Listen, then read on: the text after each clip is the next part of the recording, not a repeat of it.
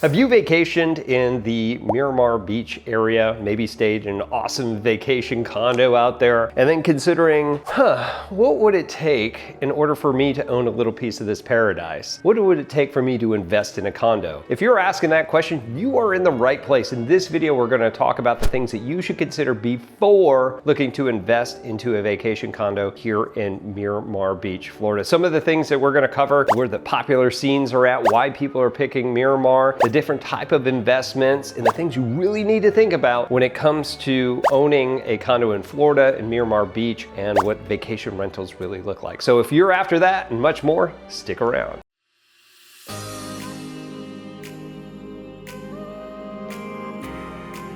What's up, everybody? This is Tim Whittemore here with the Whittemore Group here in the beautiful Destin-Fort, Walton Beach area. And that's right, today we're talking about Miramar Beach. If this is your first time to our channel, we do tons and tons of videos about everything you need to know about our surrounding area. So make sure to go ahead and hit that subscribe button, click that little bell so you're notified every single time we got a new video coming out. Now, honestly, we get tons of phone calls, emails, texts from people that are wanting to invest in this area, looking to move to any of these areas, and we absolutely love you guys. Please reach out to us. Give us a text, shoot us a call, and give us an email. Heck, shoot us a little paper airplane. I'm not sure if we'll find it, but if we do, we'll make sure to get back to you and we will take care of you as soon as we possibly can. All right, so let's get into what you need to know about purchasing a condo here in Miramar Beach. So, why Miramar Beach? For those of you that have been here and vacationed, you already know.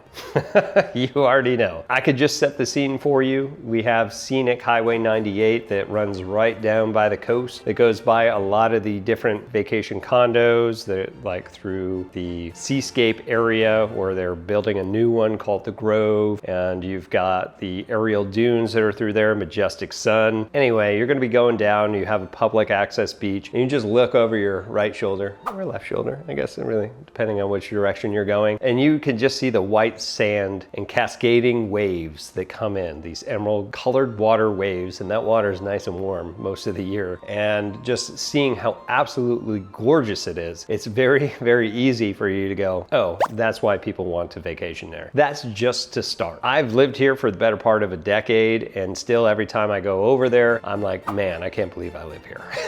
This place is just absolutely breathtaking.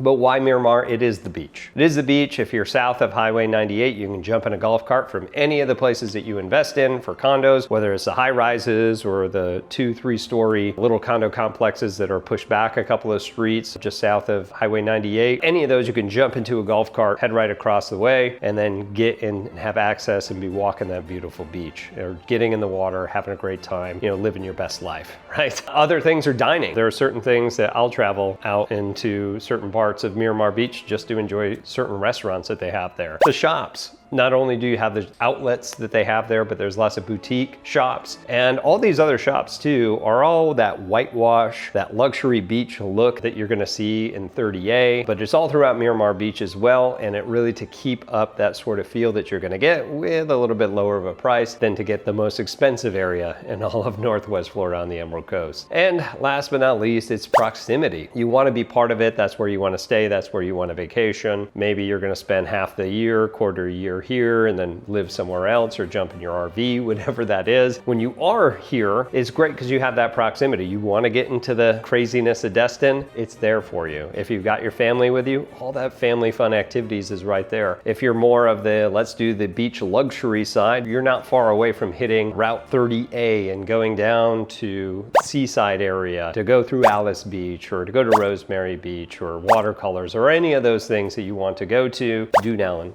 that's the closest one. But all of those different things are right there. So the proximity of everything, it really brings people to come in and want to stay here, which is perfect for those that are looking to invest into a condo so that they can attract more people. One of the things as well, I'm just gonna add to this, the feeling of being in 30A without having to pay the premium for being in 30A is definitely a difference here, because you're not gonna find high rises throughout 30A at all. So if you are investing in one of those, say Aerial Dune, Majestic Sun or something like that, then you can have a condo condo life and still get on the other side of the Topsail Nature Preserve, and you're gonna be right there in 30A and enjoy everything that's out there. Okay, so what's most popular in Miramar? Well, clearly it's the beach, but it's that Scenic Golf Drive, right? I keep calling it Scenic 98, but it's Scenic Golf Drive is the one that go down there that I told you about that story. Everybody wants to be there. They got the restaurants, they got the beachside restaurants, coffee shops all throughout there. Sun Destin is also a really popular area because it's just walking across the street. But right behind it, there's tons of bungalows, aerial dunes, you've got the Grove, you've got all of those different condos or townhome places all in the seascape area that's right behind the majestic sun. Now there are a bunch of other ones that are out there. So you'll see a lot more in Miramar Beach that they've got townhomes that sit right on the water, but across the street. On Scenic Golf Drive, you're going to see a lot more of those condos and things. And even if you're a couple of rows back in those older condos, they're usually much bigger, a little bit cheaper, and you can really enjoy those areas. But yes, people love those. So what are some things to really watch for when you're looking to invest down here? If you don't have boots on the ground and eyes physically here, what are some things to watch for as you're looking to possibly go in here? So first is the proximity to the beach. Most of your vacation renters, that's what they want. They want something within walking distance, or they can jump in a golf cart and go down. So the big part here is make sure that as long as you're not in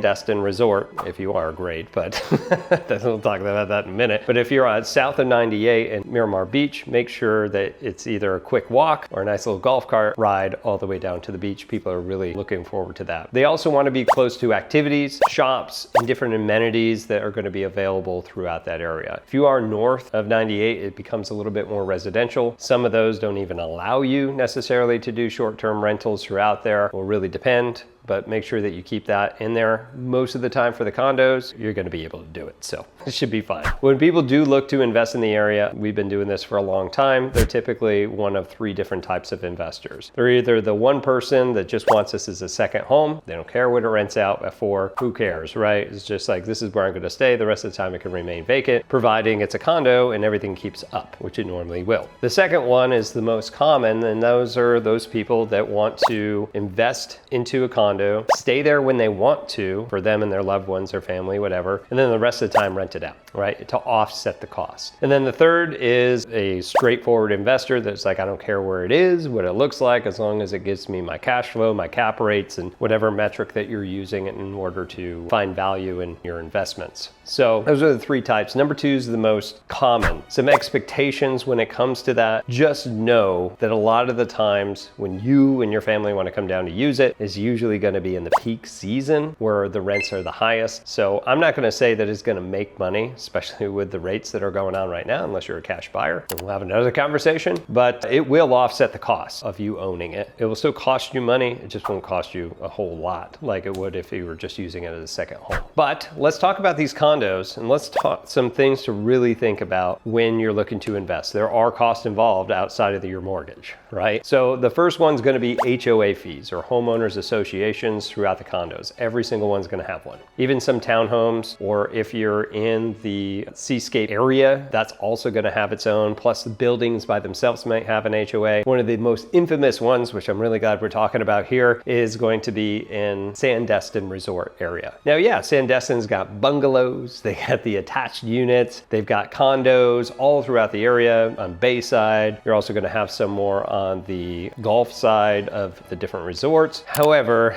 there are upwards of 3 to 4 HOAs that you may have to pay on, and they're all separate ones. You'll have the Destin HOA that you'll have to pay. You may have a neighborhood HOA that you'll have. You may have another one that has for your specific building, right? And there may be another one for special assessments or something else that you have to do. So upwards of 4, 2 to 3 is pretty common in there. And lately we've been seeing a lot more of those assessments, those special assessments coming through that people are paying for. Most of the other ones outside of Destin, you're only going to see one HOA fee, but make sure you know a lot of them as well have new buyer fees, which could be up to 1% of whatever your purchase price is. And that's not just for condos, that's also for established neighborhoods, and more upscale neighborhoods will charge a new buyer fee in order to, bring up the coffers inside of the HOA so that they can afford certain updates and things like that. So HOA fees are going to be a thing. Make sure you know that before really looking to invest in there. Other part we're going to look at is management management. Are you going to self-manage? Does the complex allow you to self-manage with a VRBO or Airbnb? If you aren't going to use that, are you going to hire a third-party rental management company? We know a bunch of them too. We don't necessarily do it, but we know some good ones. And I will tell you that you get what you pay for. What are we typically seeing for those all-encompassing management companies? Well, they're usually somewhere between 18 to 25% of the gross rents throughout the year, but they handle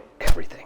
So you don't have to worry about it at all. If you want to do Airbnbs or VRBOs or whatever, there are people that actually manage those here, and it's just about as much as what you're going to pay for management for your single family long-term rental homes. At least that's what we've seen lately, which is going to be 8 to 12% for your Airbnb and VRBO management. Other things that you'll have to look into if you are doing that style are advertisement costs, unless it's in that other percentage that you're hiring that company for, and websites or whatever else that you're going to be using.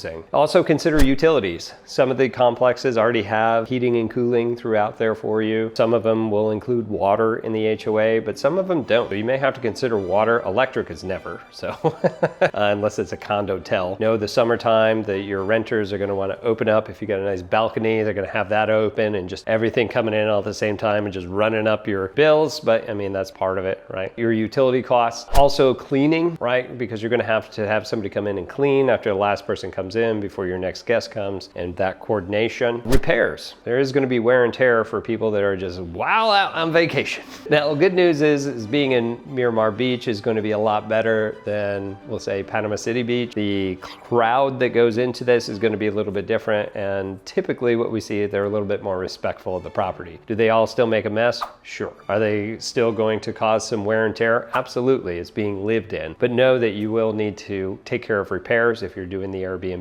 Make sure that you have some sort of repair person. Now, if you don't have that and you have a management company doing this for you, they've got their people and they'll take care of you. Next to consider is assessments. And I'm not talking about HOAs because those are just normal assessments. So I'm talking about special assessments. A lot of the times the HOA people decide to vote in and go, we want the lowest HOA possible. And they do that. But the problem with that is that they don't have reserves. And we have sometimes big old storms that will roll through the area and they'll mess some things up on the common grounds, or maybe the pool has something or whatever else is there and it needs to be fixed. Or there's not enough in there and we need to do upgrades into the condo, so we're going to charge everybody a special assessment, all the owners, based off of the square footage of your unit or where it is, and then those will be paid over the next year or two or whatever. So just keep that in mind. Always ask if there's going to be a special assessment for that specific area. That way you'll know prior to going into it. Projected revenue. Make sure that you get a good idea of what that projected revenue is. A lot of these rental management companies will provide those for you and be like, here's hypothetically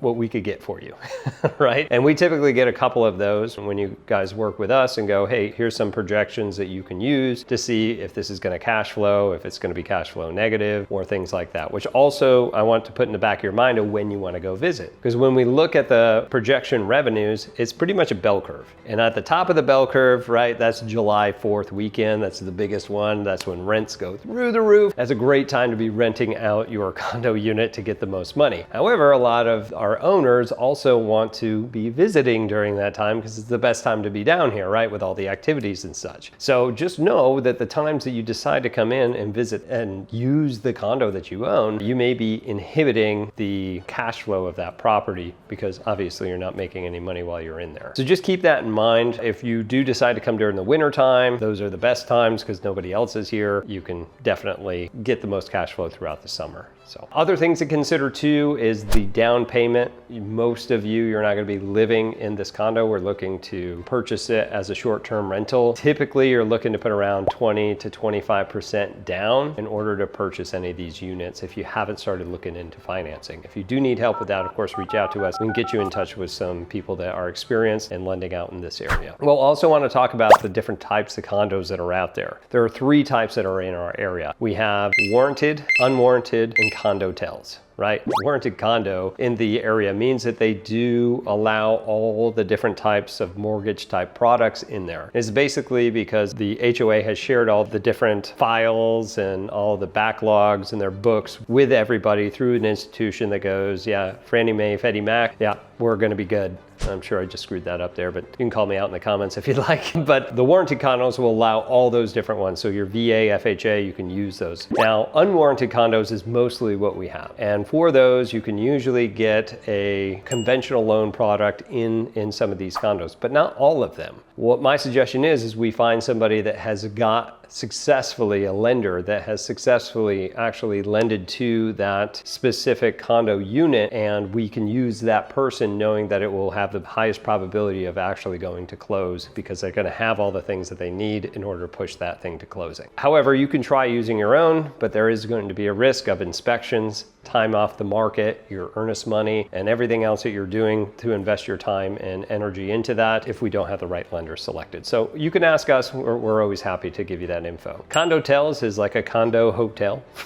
It's exactly what it is. Most of the time we can't even get a conventional loan in there. Cash offers or something that's being held inside a bank, like an internal loan that they're going to be giving out. Those interest rates are usually much, much higher with those private type institutions or credit unions that are going to give those out. But again, those are some things that of course you can talk with your real estate agent or with us when you do consider purchasing one of these units. So there you have it. The expectations that I would have for owning a condo out in Miramar Beach, just ensure that in the summer you're going to have the most amount of people coming to it. As long as you price it accordingly to the market, you'll constantly have people in there. Also know that during the winter you'll have the snowbirds that will come down. You can rent that unit out for a month or however long that you need to for that, but that's going to be the lowest income for the area. But you can constantly do this over time and really make some good money, own a little piece of paradise, and all these great things about owning a vacation rental condo in Miramar Beach, Florida. So again, if you have any questions about anything I had said here, please leave it in the comments below. If you are listening via one of our audio channels, podcast or what have you, feel free to give us a call or text. The number will be coming up here shortly after this audio and video has concluded. But if you are moving here or investing or considering any of those things in Miramar Beach, I do encourage you to please give us a text, call, email,